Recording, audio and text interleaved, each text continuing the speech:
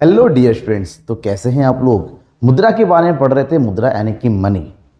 मुद्रा के प्रकार को जानना है। देखिए, मुद्रा को पढ़ते पढ़ते हमने ये तो समझ लिया कि मुद्रा वो वस्तु होती है जिससे किसी भी वस्तु को खरीदा या वस्तु बेचा जा सकता है, जिसपे सरकार का जो सरकार के द्वारा उसको आधिकारिक घोषित किया जाता है, सर्वमान के द्वारा स्वीकार किया जाता है। मुद्रा के द्वारा किसी भी मूल्य को मापा जा सकता है। ठीक है, अब मुद्रा कितने प्रकार का होता है। मुद्रा के प्रकार को अगर समझते हैं तो मुद्रा के प्रकार को कई पैमाने में बताया जाता है। मुद्रा को उसके रूप के आधार पर बांटा जाता है, मुद्रा को प्रयोग के आधार पर बांटा जाता है, मुद्रा के जो है वैधानिकता के आधार पर बांटा जाता है। तो कई प्रकार से मुद्रा को बांटा जाता है। वहीं पर एक दूसरा पॉइंट जो हमें पढ़ना है वो है मुद्रा पूर्ति। मुद्रा पूर्ति किसे कहते हैं, मुद्रा पूर्ति के घटक कौन कौन से हैं, तो इन सब चीज़ों के बारे में आज की क्लास में हम डिस्कस करने वाले हैं। और आज की क्लास आपकी एग्जाम के हिसाब से भी बहुत ज़्यादा इंपॉर्टेंट है। दो टॉपिक है, दोनों टॉपिक को बताऊंगा एक एक करके। सबसे पहले हम बात करेंगे मुद्रा के प्रकार की। जैसे ही मुद्रा के प्रकार की बात करते बेटा, मुद्रा को बेसिकली कई सारी कैटेगरी में बांटा गया है, लेकिन हमारे कोर्स के अकॉर्डिंग हमें पढ़ना है मुद्रा के प्रकार की तीन कैटेगरी। मुद्रा प्रकृति के आधार पर, मुद्रा सामान्य स्वीकृति के आधार पर, और मुद्रा भौतिक रूप के आधार पर, यानी कि भौतिकता के आधार पर, फिजिकल एग्जिस्टेंस के अकॉर्डिंग। जहां पर अगर प्रकृति के आधार पर बात करते हैं, मुद्रा के दो रूप होते हैं।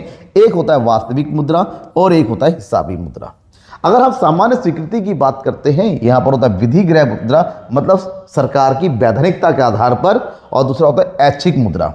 भौतिक रूप के आधार पर बात करते हैं, यहाँ पर बेसिकली हमारे पास धातु मुद्रा है, पत्र मुद्रा, शाख मुद्रा और निकट मुद्रा। चार प्रकार की मुद्रा है जो भौतिक रूप के आधार पर कैटेगराइज किया गया है। तो इन सभी प्रकारों को समझना है, क्योंकि एग्जाम में किसी भी प्रकार भौतिक रूप के आधार पर मुद्रा कितने प्रकार का होता है समझाइए, सामान्य स्वीकृति के आधार पर मुद्रा के प्रकार को बताइए, ये फिर ऐच्छिक मुद्रा किसे कहते हैं, या फिर वैधानिक मुद्रा किसे कहते हैं। तो इन सब चीज़ों के बारे में आपके एग्जाम में पूछा जा सकता है। नमस्कार, मैं हूं नकुल सर। आप कैसे हैं बताइएगा जरूर कमेंट बॉक्स में, और आपको मेरा ये क्लास कैसा लगता है ये भी जरूर बताइएगा, क्योंकि जरूरी है आपका फीडबैक का।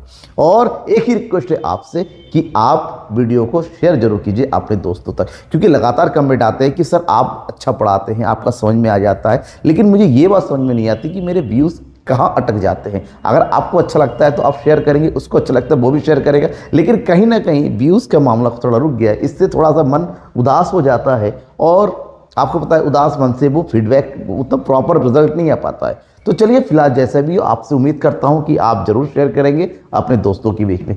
सबसे पहले हम बात करेंगे प्रकृति के आधार पर। प्रकृति के आधार पर मुद्रा को दो कैटेगरी में बांटा गया। एक है वास्तविक मुद्रा और दूसरा था हिसाबी मुद्रा। सबसे पहले हम बात करते हैं वास्तविक मुद्रा की, यानी कि एक्चुअल और रियल मनी।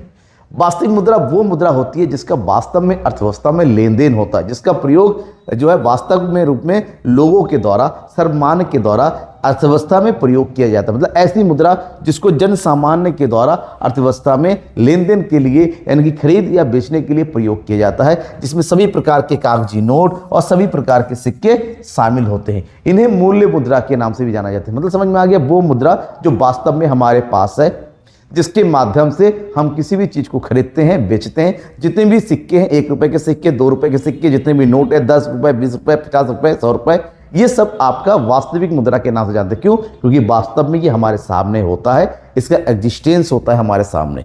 बट दूसरा जो टाइप है हिसाबी मुद्रा।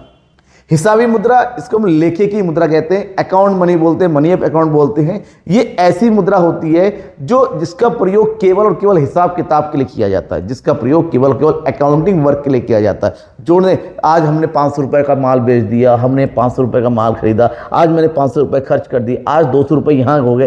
तो मतलब एक ऐसी मुद्रा, एक ऐसा मनी जिसको हिसाब किताब लिखने के, समझने के लिए प्रयोग किया जाता है। और भारत में वो है रुपया, जिसको साइन इस तरह दिखाया जाता है। ये जो हमारा हिसाबी मुद्रा है। मतलब कुछ भी हम करते हैं उसको मुद्रा के रूप में बदलते हैं, फिर उसको लेखा जोखा होता है। तो मुद्रा के रूप में जिसको लिखा जाता है उसको हम हिसाबी मुद्रा के नाम से जानते हैं। तो ये रहा प्रकृति। अब हम बात करेंगे वैधानिकता के आधार पर, सामान्य स्वीकृति या वैधानिकता के आधार पर, on the basis of general acceptance. यहां पर बात करेंगे कानून के आधार पर। सामान्य स्वीकृति तभी होता है जब कानून की स्वीकृति होगी, एक कानून के माध्यम से विधिग्रह होगा। विधिग्रह मुद्रा का मतलब जो लीगल टेंडर मनी होता है, कानून के द्वारा जिसकी स्वीकृति प्रदान की जाती है, सरकार ने जिसको मुद्रा के रूप में बनाया गया है, सरकार ने जिसको मुद्रा के रूप में रिलीज किया है, उसे हम जो है विधिग्रह मुद्रा कहते हैं। तो यहाँ पर जब हम विधिग्रह मुद्रा की बात करते हैं, ऐसी मुद्रा जिसको सरकार के द्वारा एज ए लीगल टेंडर मतलब सर्व सामान्य में एक मुद्रा घोषित किया गया है। जैसे कहा गया था ये 500 रुपये, नया 500 रुपये का नोट रिलीज किया गया था, 2000 का नोट रिलीज किया गया था, तो विधिग्रह मुद्रा है, क्योंकि कानून के सर्वसम्मत होते हुए इस मुद्रा को, इस नोट को जारी किया गया था। अगर कानून ने कह दिया कि ये नोट नहीं है, ये मुद्रा नहीं है, तो वो पैसा नहीं हो सकता। जैसे पुराने 500 के नोट और 1000 के नोट बंद करवा दिए गए थे। तो मतलब ऐसी मनी, ऐसा पैसा जो कानून के द्वारा स्वीकार किया जाता है, कानून के द्वारा वैधानिकता प्रदान किया जाता है, उसे विधिग्रह मुद्रा कहते हैं। और विधिग्रह मुद्रा को दो कैटेगरी में बांटा जाता है, एक सीमित विधिग्रह मुद्रा और एक असीमित विधिग्रह, यानी कि लिमिटेड लीगल टेंडर मनी और अनलिमिटेड लीगल टेंडर मनी। जहां पर सबसे पहले बात करो सीमित विधिग्रह मुद्रा। देखिए, मुद्रा को मैंने अभी कहा, मुद्रा ऐसी होती है जिसको कानून के द्वारा स्वीकृति प्रदान की जाती है, कानून के द्वारा उसको वैधानिक घोषित किया जाता है। लेकिन जब उसकी मुद्रा की लेन देन की जो मात्रा है, जो सीमा है, निर्धारित कर दी जाती है कि ऐसी मुद्रा जिसको अनलिमिटेड मात्रा में लेन देन के लिए प्रयोग नहीं किया जा सकता, किसी को जबरदस्ती नहीं किया जा सकता, उसकी एक निश्चित क्वांटिटी फिक्स कर दी जाती है, तो उसको सीमित विधिग्रह मुद्रा कहते हैं। हालांकि सरकार ने ही मुद्रा को बनाया है, लेकिन जैसे फॉर एग्जाम्पल सिक्के जो होते हैं, छोटे छोटे सिक्के, अब छोटे छोटे सिक्के का प्रयोग अगर अनलिमिटेड करने लगे तो सामने वाला गिनेगा का पकड़े। जैसे आप अगर 1 करोड़ रुपए लेकर 9 सिक्के लेके मर्सिडीज गाड़ी खरीदने पहुंच जाइए, तो 1 करोड़ के सिक्के गिनने में तो उसको 3-4 दिन लग जाएगा, तो अपना बिजनेस कब करेगा, गाड़ी कब देगा। ऐसे में कुछ मुद्राएं ऐसी होती हैं जो लीगल टेंडर तो होती हैं, लेकिन उसकी क्वांटिटी फिक्स कर दी जाती है। तो ऐसे में 50 पैसे के सिक्के हैं, 25 बहुत हालांकि चलन में नहीं है, आज 1 रुपये के सिक्के भी लगभग इसमें आते हैं, क्योंकि इसकी क्वांटिटी फिक्स होती है, अनलिमिटेड में आप यूज़ नहीं कर सकते। यहाँ पर ऐसे सिक्कों की 1000 सिक्के, कितने, 1000 सिक्कों की आप आसानी से लेन देन कर सकते हैं। अब उसके ऊपर सामने वाला स्वीकार करता है तो सही है, नहीं करता है तो आप जबरदस्ती नहीं कर सकते। तो जहां पर आप एक निश्चित मात्रा में, निश्चित संख्या में सिक्कों का प्रयोग या फिर मुद्रा का प्रयोग लेन देन के कर सकते, उसको सीमित विधिग्रह मुद्रा कहते हैं। जबकि वो मुद्रा जिसके लिए कोई किसी भी प्रकार की मात्रा निर्धारित नहीं की है, जो असीमित प्रकार से, असीमित रूप से अनलिमिटेड वे में आप एक्सचेंज कर सकते हैं, अनलिमिटेड वे में उसका यूज कर सकते हैं, उसको असीमित विधिग्रह मुद्रा कहते हैं। ठीक है, मतलब ये है जैसे कितने भी नोट है, जितने भी नोट है, चाहे 10 रुपए का नोट क्यों ना हो, 10 रुपए का नोट, 20, 50, 100, 200, 500, इन सभी का नोट आप अनलिमिटेड वे में एक्सचेंज कर सकते हैं। इसको लेने या देने के लिए कोई मना नहीं कर सकता, कोई भी ये नहीं कर सकता भाई हम तो ये नोट नहीं लेंगे। ये सरकार के द्वारा असीमित विधिग्रह होता है, हर कोई इसको स्वीकार करना पड़ेगा, क्योंकि कानून ने इसको लीगल बनाया है। तो विधिग्रह के बाद दूसरा आता है ऐच्छिक मुद्रा, ऑप्शनल मनी। इसको दूसरे नाम में फिड्यूसरी मनी भी कहते हैं, फिड्यूशियरी मनी। ये वो मुद्रा होती हैं जो दो लोगों के आपसी मेल भाव के द्वारा प्रयोग किया जाता है, मतलब म्यूचुअल रिलेशन, आपसी संबंध के द्वारा इन मुद्रा का प्रयोग किया जाता है। देने वाला और लेने वाला दोनों ही इसके लिए एक्सेप्ट होता है। फॉर एग्जांपल चेक, क्या होता है, चेक। अगर आपने किसी से 10,000 रुपए का माल खरीदा है, ठीक है, आपने किसी से 10,000 रुपए का माल खरीदा है और बदले में कह रहा है कि मैं आपको चेक दूंगा, तो सामने वाला चेक लेने के लिए बाध्य नहीं है, वो कह रहा ठीक है दे दो, तो सही है। उसने कहा नहीं मैं चेक एक्सेप्ट नहीं कर सकता, तो आप चेक देने के लिए उसको ज़बरदस्ती नहीं कर सकते। तो जहाँ पर दो लोगों की सहमति से किसी मुद्रा का प्रयोग होता है, उसे हम जो है ऐच्छिक मुद्रा के नाम से जानते हैं। हालांकि सरकार इसको एक्सेप्ट करती है, लेकिन दो लोगों के ऊपर डिपेंड करता है कि लेना है या देना है। नेक्स्ट है भौतिक रूप के आधार पर। अगर भौतिकता का देखिए, रूप के रूप में देखिए, फिजिकल एग्जिस्टेंस को देखें, तो मुद्रा को बेसिकली 4 प्रकार में बांटा गया है, जिसमें सबसे पहला है धातु मुद्रा। धातु मुद्रा यानी कि मेटेलिक मनी, वे मुद्रा जो किसी ना किसी धातु की बनी होती है, जो किसी ना किसी मेटल की बनी होती है, चाहे सोने के बना हो, चाहे चांदी का बना हो, चाहे मिक्स धातु का बना हो, चाहे कांस्य का बना हो, कोई भी हो, अगर किसी न किसी धातु से बनी है तो उसको धातु मुद्रा के नाम से जानते हैं, उसको मेटेलिक मनी कहते हैं। लेकिन धातुओं के भी कई सारे प्रकार है, तो धातुओं के प्रकार और धातुओं के मूल्य के आधार पर धातु मुद्रा को दो वर्गों में बांटा गया। एक प्रमाणिक मनी और दूसरा होता है सांकेतिक मनी। मतलब प्रमाणिक मुद्रा या मानक मुद्रा, ये वो मुद्रा होती है जहां पर जो मुद्रा है, मुद्रा का धातु मूल्य और मुद्रा का बाजार मूल्य दोनों ही बराबर होता है। मतलब जितने का सोना लगा है, जितने का धातु मेटल लगा है, उस मेटल की वैल्यू और उससे मेटल से बनी हुई कॉइन की वैल्यू भी उतनी बराबर होती है। तो उसको हम क्या बोलते हैं, दैट इज नोन एज प्रमाणिक या मानक मुद्रा। जैसे सोने के सिक्के होते हैं, सोने के सिक्के ऊपर कभी भी आपने देखा पैसे रुपए नहीं लिखे होते, उसके ऊपर लिखा है उसका वजन, जैसे लिखा रहता है 5 ग्राम, ऐसे। इसका मतलब होता है 5 ग्राम सोने के मूल्य के बराबर इस सिक्के की कीमत है।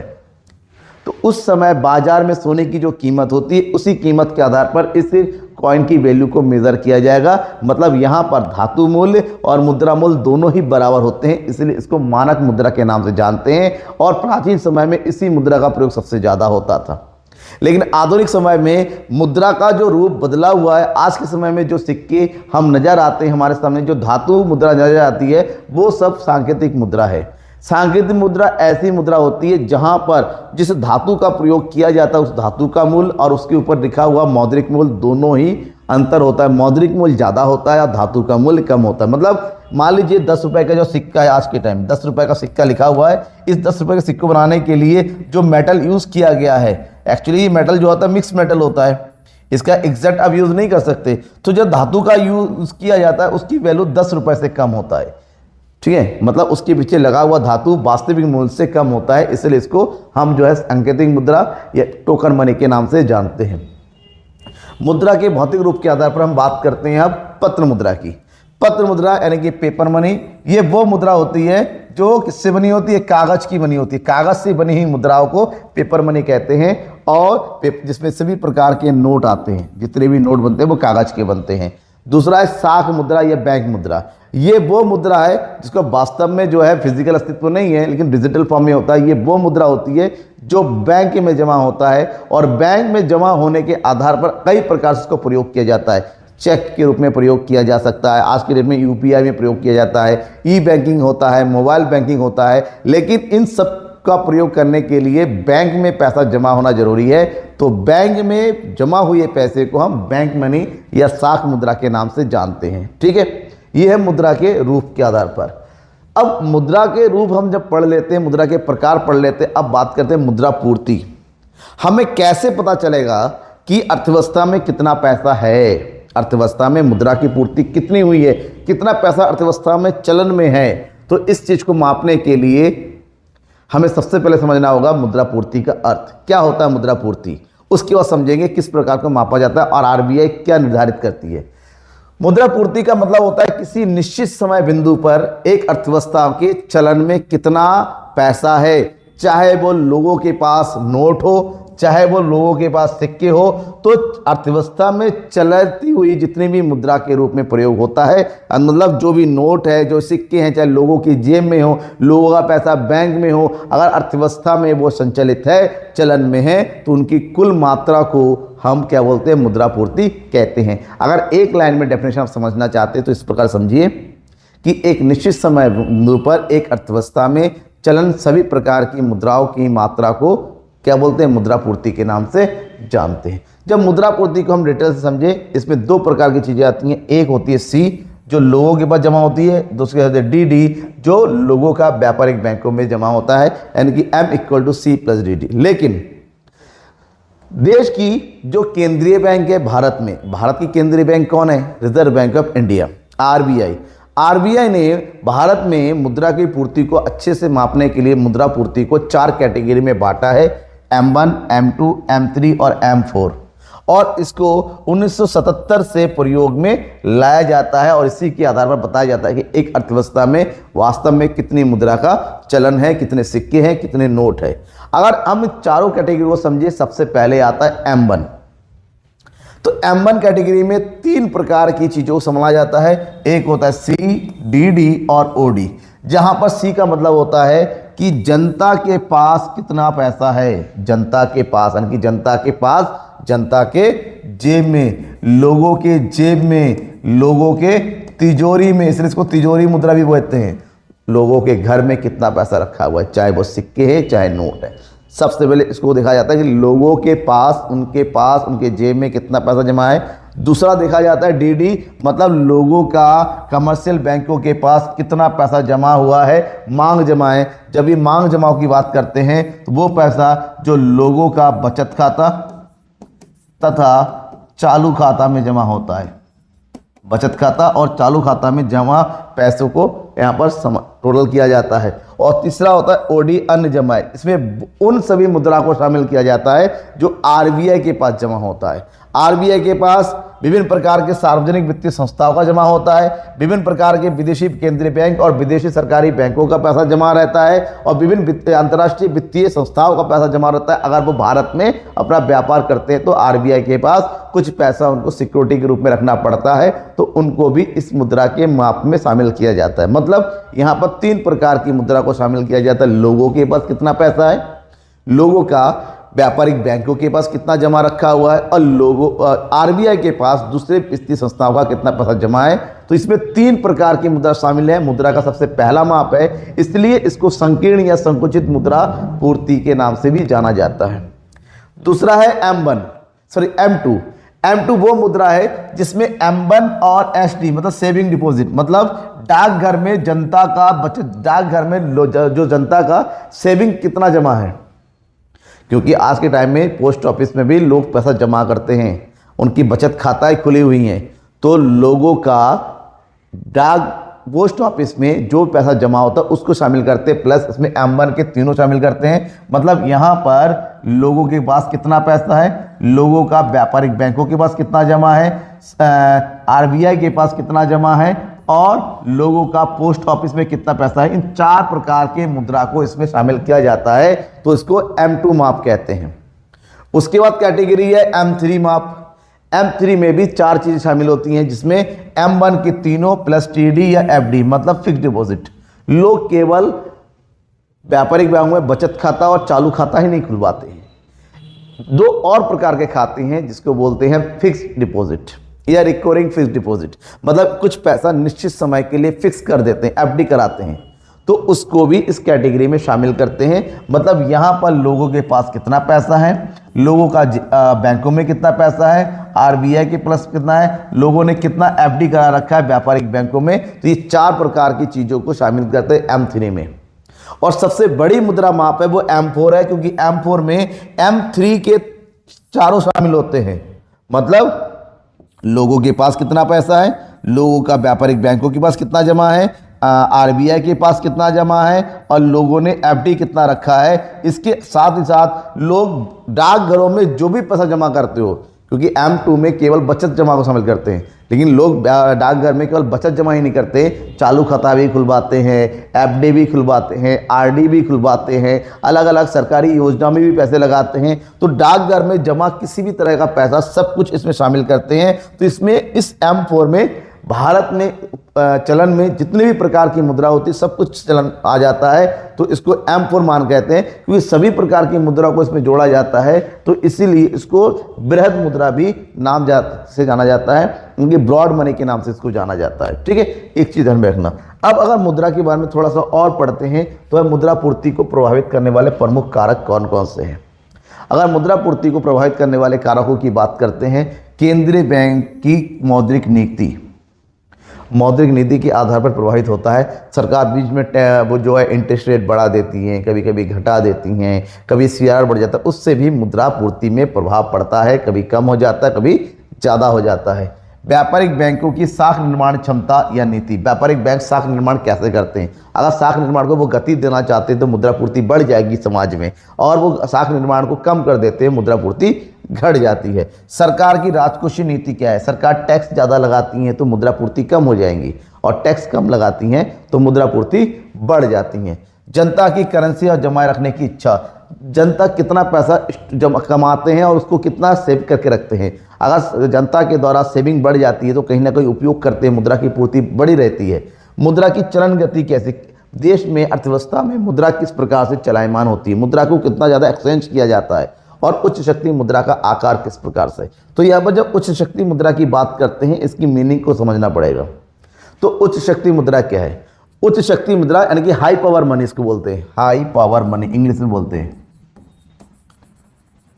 High power money, SPM। तो यहां पर जनता के पास कितना पैसा रखा है, बैंकों के पास कितना पैसा जमा है, और साथ ही साथ RBI के पास, केंद्रीय बैंक के पास कितना पैसा जमा है। तो इन तीनों को ही टोटल जोड़ देंगे कि लोगों के पास कितना चलन जमा है, व्यापारिक बैंकों के पास कितना रिजर्व है, और साथ ही साथ RBI के पास कितना रिजर्व है। जब इन तीनों प्रकार को आपस में जोड़ेंगे तो उसको हम क्या बोलते हैं? हाई पावर मनी, जिसका प्रयोग अर्थव्यवस्था की मुद्रा की पूर्ति को बढ़ाने या घटाने के लिए किया जाता है। तो ये रहा आपका मुद्रा पूर्ति और मुद्रा के प्रकार। तो आपको आज का ये क्लास कैसा लगा, समझ में आया? अगर आपको लगता है क्लास में कुछ कमियां हैं तो कमियों को जरूर बताइएगा कमेंट बॉक्स में कमेंट करके, ठीक है। इसी तरह से क्लास लगातार चलती रहेगी, आपके एग्जाम तक हर एक टॉपिक को बताया जाएगा। अभी समष्टि अर्थशास्त्र चल रहा है, फिर व्यष्टि अर्थशास्त्र भी होगा, फिर भारतीय अर्थव्यवस्था का विकास भी होगा, स्टैटिक्स भी होगा, बस स्टेप सब कुछ होता रहेगा। डेली कंटेंट आपको मिलेगा। शाम के 6 बजे इंतजार कीजिएगा मेरा, शाम के 6 बजे आपको डेली एक वीडियो जरूर मिलेगा। तब तक के लिए थैंक यू एंड बाय।